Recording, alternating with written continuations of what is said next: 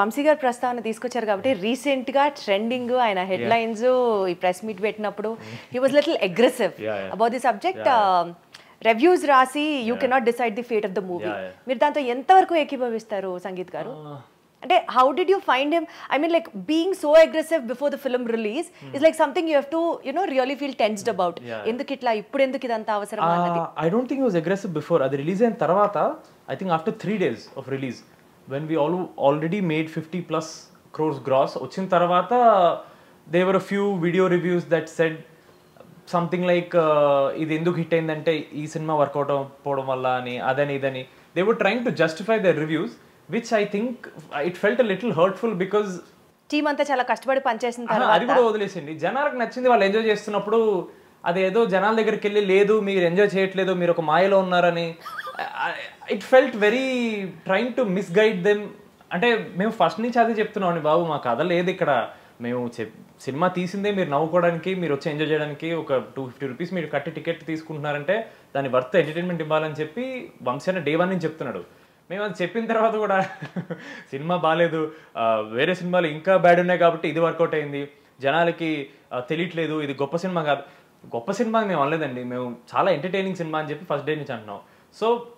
ఇది what I felt was వాళ్ళు ఇచ్చిన రివ్యూ తర్వాత కూడా జనాలు చూస్తుంటే మేబీ దే ఫెల్ట్ లైక్ వాళ్ళు ఎక్కడో వాళ్ళు చెప్పింది కరెక్ట్ కాదేమో అని వాళ్ళ డౌట్ వచ్చి మళ్ళీ దాన్ని జస్టిఫై చేయడానికి జనాల్ని తప్పుపట్టి ఎందుకండి కానీ అదొక కౌంటర్ స్టెప్ మెకానిజం లాగా వర్కౌట్ అయింది అనే నేను అనుకుంటున్నాను forget counter step I think he was very upset because clearly movie is making money like if and again Vamsi అని అందరూ మీరు ఫేక్ చేస్తున్నారు నంబర్స్ ఆయన అన్నట్టే మేమన్నా పెద్ద హీరోలు అంటే like we're nobody like 3 of us we're so new we're so young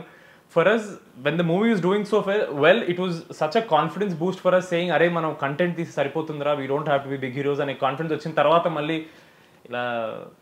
కానీ మీరు అంటున్నారు మేము పెద్ద హీరోస్ కాదు అని బట్ ఒకేసారిగా mad success mad 2 success 1 and 2 both super success అయిన తర్వాత సంగీత్ గారి స్కేల్ రెమ్యూనరేషన్ స్కేల్ బీభత్సంగా ఎస్కలేట్ అయిపోయింది గ్రాఫ్ అసలు ఇంకా అసలు ఆయన హీస్ నోవేర్ రీచబుల్ అని ఒక టాక్ వస్తుంది ఏం చెప్తారు ఏంటి అలా నవ్వారు ఇది నా దగ్గర వరకు రావట్లేదు నా రెమ్యూనరేషన్ డిస్కస్ చెప్పినప్పుడు ఇది రావట్లేదు నా దగ్గరికి ఏంటని అదేం లేదండి no nothing like that obviously first దానికంటే సెకండ్ ఎక్కువ సెకండ్ దానికంటే థర్డ్ ఎక్కువ థర్డ్ దానికంటే పోతుంది ఇంకా ఎక్కువ ఉంటుంది that is how it goes so that's based upon the success and that's where Sangeeth is looking at his career అని అంటే